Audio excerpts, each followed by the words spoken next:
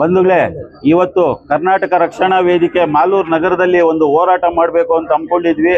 ಆ ಹೋರಾಟ ಏನಪ್ಪಾ ಅಂದ್ರೆ, ಇವತ್ತು ಮಾಲೂರು ನಗರದಲ್ಲಿ ಏನು ಮೇಲ್ಸೇತುವೆ ಅಂತ ಕೆಲಸ ನಡೀತಾ ಇದೆ, ಆ ಮೇಲ್ಸೇತುವೆ ಕೆಲಸ ಮಾಡ್ತಕ್ಕಂಥ ಒಂದು ಗುತ್ತಿಗೆದಾರ ಇವತ್ತೇನಿದ್ದಾನೆ, ಅವನು ನಮ್ಮ ಸರ್ಕಾರ ಅವನಿಗೆ ಗುತ್ತಿಗೆ ಕೊಡಕ್ ಮೊದಲು ಏನು ಷರತ್ತುಗಳು ಹಾಕಿದ್ದಾರೆ, ಆ ಷರತ್ತು ಅನ್ವಯ ಒಂದು ಚೂರು ಕೂಡ ಕೆಲಸ ಮಾಡ್ತಾ ಇಲ್ಲ ಅವನು. ಈಗಾಗಲೇ ಮಾಲೂರು ನಗರದಲ್ಲಿ ಓಡಾಡಬೇಕಾದ್ರೆ ಇದೊಂದೇ ದೊಡ್ಡ ಒಂದು ರಸ್ತೆ ಅಂದ್ರೆ ಅದು ಕೂಡ ರಸ್ತೆನೇ. ಒಂದು ಗಾಡಿ ಹೋದ್ರೆ ಒಂದು ಗಾಡಿ ಬರ್ತಕ್ಕಂಥ ರಸ್ತೆ ಆಗಿರುತ್ತೆ. ಆ ರಸ್ತೆನೂ ಮತ್ತೆ ಅವನು ಈಗಾಗಲೇ ಮಾಲೂರು ತಾಲೂಕು ಇಲ್ಲಿಂದ ಅಲ್ಲಿವರೆಗೂ ಏನು ಅಂಗಡಿಗಳು ಮುಂಗಟ್ಟುಗಳನ್ನೆಲ್ಲಾನು ಮನೆಗಳೇನಿದೆ ಅಂಗಡಿಗಳೇನಿದೆ ಅದನ್ನೆಲ್ಲಾನು 2 ವರ್ಷದಿಂದನೂ ಇಷ್ಟು ಮೀಟರ್ ಹೋಗುತ್ತೆ ಅಂತ ಪ್ರತಿನಿತ್ಯ ಅಳೆದಿದ್ದೇನೆ. ಯಾವುದೇ ಒಂದು ಅಂಗಡಿಗಳು ತೆರವು ಮಾಡಲಿಲ್ಲ, ಒಂದು ಮನೆನೂ ತೆರವು ಮಾಡಲಿಲ್ಲ.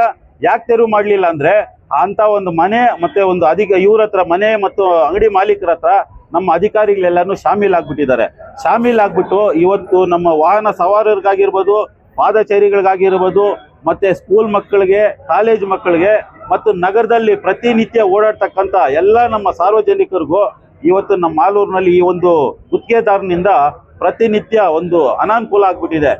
ಅದು ಏನಾಗ್ಬಿಟ್ಟಿದೆ ಅಂದ್ರೆ, ಇಲ್ಲಿಂದ ಅಲ್ಲಿವರೆಗೂ ಹೋಗ್ಬೇಕಾದ್ರೆ ನಾವು ಇವತ್ತು ಮೂಗು ಮುಚ್ಕೊಂಡು ಓಡಾಡ್ತಕ್ಕಂಥ ಪರಿಸ್ಥಿತಿ ಬಂದ್ಬಿಟ್ಟಿದೆ. ಯಾಕಪ್ಪ ಅಂದ್ರೆ, ಇದು ಮಾಲೂರಲ್ಲ ಧೂಳೂರು ಆಗ್ಬಿಟ್ಟಿದೆ.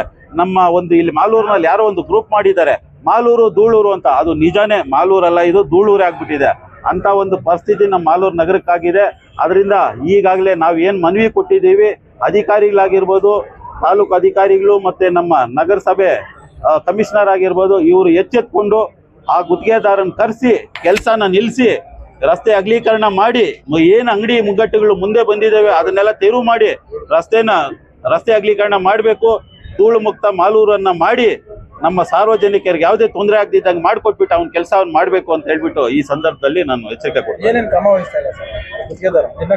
ಅವ್ನ ನಿರ್ಲಕ್ಷ್ಯ ಇಷ್ಟೇನೆ. ಏನ್ ಗೊತ್ತಾ, ಏನು ಮೊದಲು ರಸ್ತೆ ಇತ್ತು ಅದೇ ರಸ್ತೆನಲ್ಲಿ ಅಂಗಡಿಗಳು ತೆರವು ಮಾಡ್ಲಿಲ್ಲ, ಏನು ಮಾಡ್ಲಿಲ್ಲ, ರಸ್ತೆನೂ ಅಗಲೀಕರಣ ಮಾಡ್ಲಿಲ್ಲ, ರಸ್ತೆಗೆ ತಾರು ಹಾಕ್ಲಿಲ್ಲ.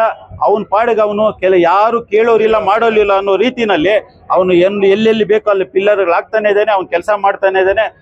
ನೋಡಿ, ವಾಹನ ಈಗಾಗಲೇ ನೋಡ್ತಾ ಇದ್ದೀರಾ ಎಷ್ಟು ಜಾಮ್ ಆಗಿದೆ ಅಂತೇಳಿ. ಪ್ರತಿನಿತ್ಯ ಒಂದು ಸ್ಕೂಲ್ ಮಕ್ಕಳಿಗೆ, ಕಾಲೇಜ್ ಮಕ್ಕಳಿಗೆ, ಒಂದು ಆಂಬುಲೆನ್ಸು ಏನಾದರೂ ಕಾಯಿಲೆ ಬಂತು, ಇಲ್ಲಾಂದ್ರೆ ಡೆಲಿವರಿ ಕೇಸು, ಇಲ್ಲ ಹಾರ್ಟ್ ಅಟ್ಯಾಕ್ ಆಯ್ತು ಅಂತಂದ್ರೆ ಒಂದು ಆಂಬುಲೆನ್ಸ್ ಹೋಗೋದಕ್ಕೂ ಕೂಡ ಇವತ್ತು ಕಷ್ಟ ಆಗ್ಬಿಟ್ಟಿದೆ. ಏನೋ 1 ತಿಂಗಳು 2 ತಿಂಗಳು ಆಗೋಯ್ತಪ್ಪ, ಮುಗಿದೋಗ್ಬಿಡ್ತದೆ ಅಂದ್ರೆ ಇನ್ನೂ ಸುಮಾರು 2 ವರ್ಷ ಆಗ್ತದೆ ಈ ಕೆಲಸ ಮುಗಿಯೋದ್ರೊಳಗೆ. ಅಷ್ಟೊತ್ತಿಗೆ ನಮ್ಮ ಮಾಲೂರು ತಾಲೂಕು ಜನ ಏನಾಗಬೇಕು? ಆದ್ರಿಂದ ಮಾಲೂರು ತಾಲೂಕು ಜನ ನಮ್ಮ ಮೊದಲು ಬಂದು ಒಂದು ದೂರು ಕೊಟ್ಟಾಗ, ಇವತ್ತು ಎಲ್ಲ ಸಾರ್ವಜನಿಕರು ದೂರು ಕೊಟ್ಟಾಗ, ಮತ್ತೆ ಆಟೋ ಚಾಲಕರು, ರೈತ ಪರ ಎಲ್ಲರೂ ದೂರು ಕೊಟ್ಟು, ಆ ದೂರಿನ ಅನ್ವಯ ನಾವು ಇವತ್ತೇನು ಒಂದು ಹೋರಾಟ ಮಾಡಿದ್ದೀವಿ.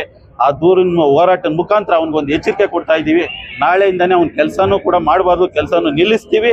ಅವನು ಏನು ರಸ್ತೆ ಅಗಲೀಕರಣ ಮಾಡಬೇಕು, ಮತ್ತೆ ರಸ್ತೆ ಮಾಡಿಕೊಡ್ಬೇಕು, ವಾಹನ ಸವಾರರಿಗೆ ಓಡಾಡೋದಕ್ಕೆ ಅನುಕೂಲ ಮಾಡಿಕೊಡ್ಬೇಕು, ನಮ್ಮ ಸಾರ್ವಜನಿಕರು ಓಡಾಡೋದಕ್ಕೂ ಅನುಕೂಲ ಮಾಡಿಕೊಟ್ಟು ಅವ್ನ ಕೆಲಸ ಅವ್ನು ಮಾಡಿಕೊಡ್ಲಿ. ನಮ್ದೇನು ಅಭ್ಯಂತರ ಇಲ್ಲ.